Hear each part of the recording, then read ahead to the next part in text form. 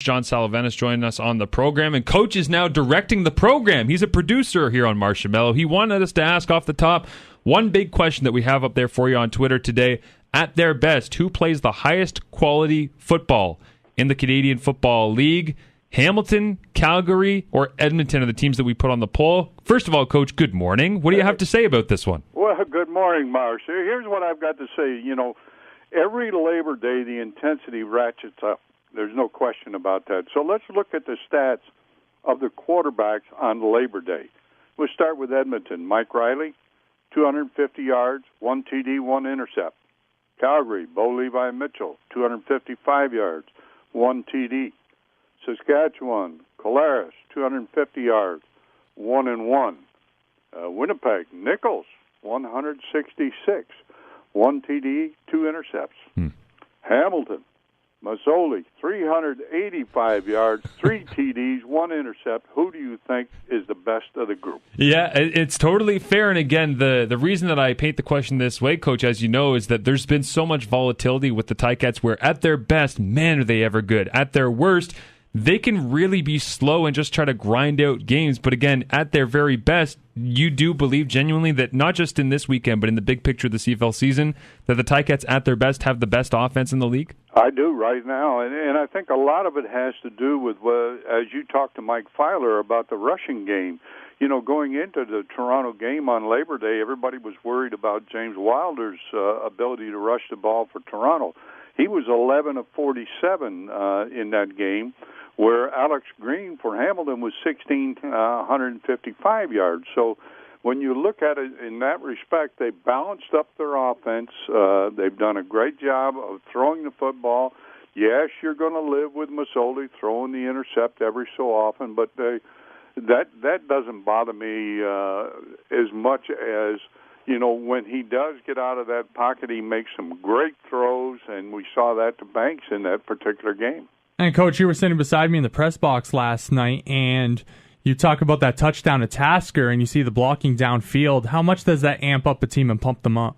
Oh, it really does. And, while we were talking, Justin Dunk was sitting next to us there in the press box, and he pointed out to me, and you heard June Jones talk about this earlier, where he tells his receivers, continue to run your route even after the reception is made to make your blocks downfield, etc.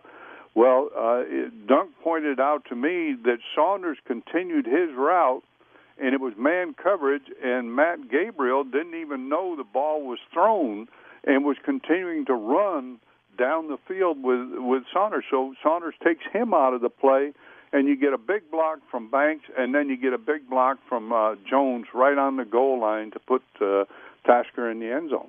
If there's one moment that you'll take out of this weekend, and it could just be a Ticats moment, could be a moment at large that you'll remember, Labor Day 2018, what would that moment be for you, Coach? I really think, in the beginning of the ball game, the first two drives, I thought it's so important on Labor Day that you're successful early in the ball game.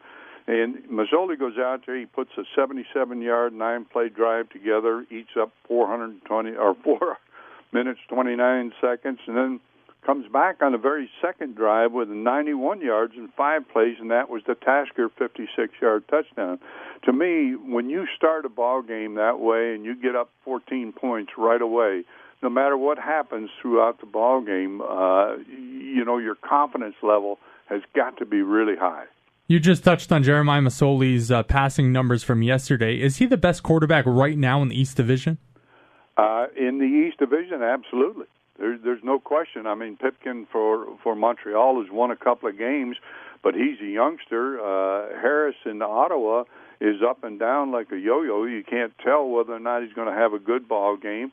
And, of course, Bethel Thompson in Toronto, we saw last night, what can happen to him when he goes up against a good defense. Coach John Salavantis joins us here on TSN 1150 Hamilton, Marsh and Melo as we break down the Ticats and the Argos, the 42-28 victory for Hamilton over Toronto last night. It's now 5 straight Labor Day Classics they've been able to claim. The crowd was great last night. Now they go onto the road for a 1 p.m. kickoff. Is this one of those that you can fall asleep maybe at the wheel and not get an opportunity to do what you should, which is sweep the Argos, or should the Ticats just lock in and get this thing done, Coach? Well, I think they've got to lock in. You're going to see an entirely different group of players when you go to Toronto. You expect Duran Carter to be back in the lineup, which will help them. But at the same time, we're down a couple of players in Hamilton, so we're not sure of numerous situations that are going to develop in that game. So you've got to really concentrate on cleaning up all of the errors that you had in this first ball game, and making sure that when you go into Toronto that you have the same intensity. I remember one game back in '91 where we absolutely destroyed Toronto in Hamilton, 48-20 or something like that.